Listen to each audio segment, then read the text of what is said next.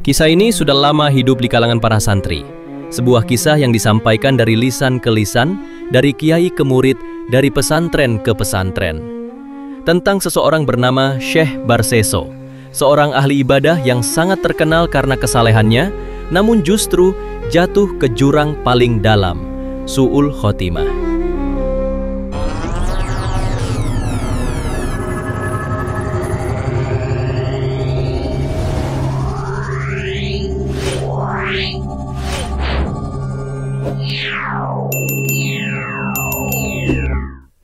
Syekh Barseso adalah seorang hamba Allah yang menghabiskan 70 tahun hidupnya hanya untuk beribadah.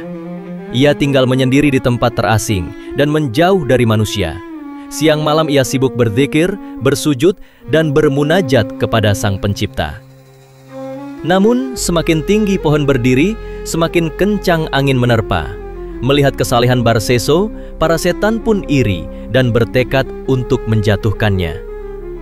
Diutuslah satu di antara mereka, setan putih yang menyamar sebagai seorang ahli ibadah. Setan itu datang, ia mengenakan jubah putih, berwajah tenang. Ia duduk, beribadah, tepat di samping Barseso. Berhari-hari, ia menirukan segala amal Barseso, hingga akhirnya Barseso bertanya, "Wahai Fulan, siapakah engkau?" Setan pun menjawab, "Aku hanya ingin jadi muridmu, agar aku bisa lebih banyak beribadah bersamamu." Tanpa curiga, Syekh Barseso pun menerimanya sebagai murid. Hari demi hari berlalu. Suatu ketika, saat mereka berbincang santai, setan berkata, "Tidakkah engkau lelah, wahai Syekh? Engkau terus-menerus beribadah. Bagaimana kalau sekali saja kita bersantai, mencari seorang perempuan untuk ditiduri?" Syekh Barseso langsung menolaknya. "Itu dosa besar, aku tidak mau." Setan tak menyerah. Ia menggoda lagi. "Kalau begitu, bagaimana jika kita merampok atau membunuh penjaga warung di desa?" Namun Syekh Barseso tetap teguh, "Tidak, itu dosa besar." Hingga akhirnya setan menawarkan satu godaan yang tampak sepele. "Bagaimana kalau kita hanya minum sedikit khamr di warung kecil di tengah gurun? Tak ada yang tahu, hanya kita berdua." Kali ini Syekh Barseso tergoda. Syekh Barseso pun akhirnya tertarik atas penjelasan setan tersebut, dan keduanya berjalan menuju warung yang berada di tengah gurun, serta meminum khamr yang menyebabkan Syekh Barseso mabuk berat. Di tengah mabuk beratnya, setan menyuruh Syekh Barseso untuk menatap kemolekan perempuan penjaga warung tersebut. Karena berada di bawah pengaruh khamr, hasrat birahi Syekh Barseso pun bangkit, hingga akhirnya memperkosa perempuan tersebut. Namun nasib sial menimpa Syekh Barseso. Seusai memperkosa perempuan tersebut, sang suami pun mengetahui apa yang dilakukan oleh Syekh Barseso terhadap istrinya. Di tengah kepanikan, setan pun berbisik pada Syekh Barseso, "Bunuh dia, cepat!"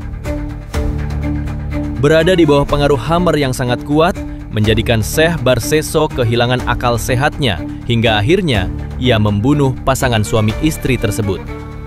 Kegaduhan atas pembunuhan tersebut tidak lama kemudian didengar oleh beberapa warga yang melihatnya, dan Syekh Barseso pun ditangkap.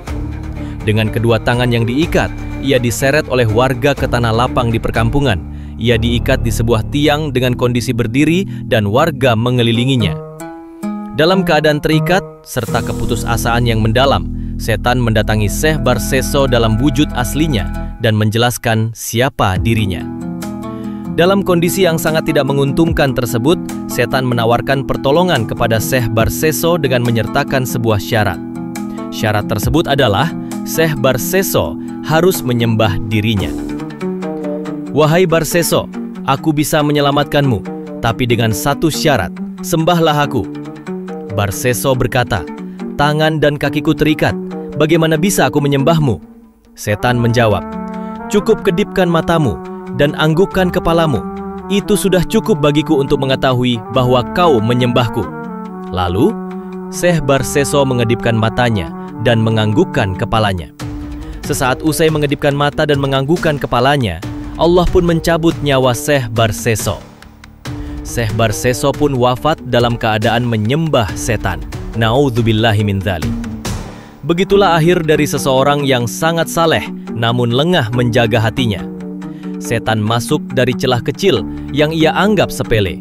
Semoga kita dijauhkan dari kesombongan dalam beribadah, dijauhkan dari bisikan setan yang licik, dan semoga kita semua wafat dalam keadaan husnul khotimah. Amin, amin, ya Rabbal Alamin.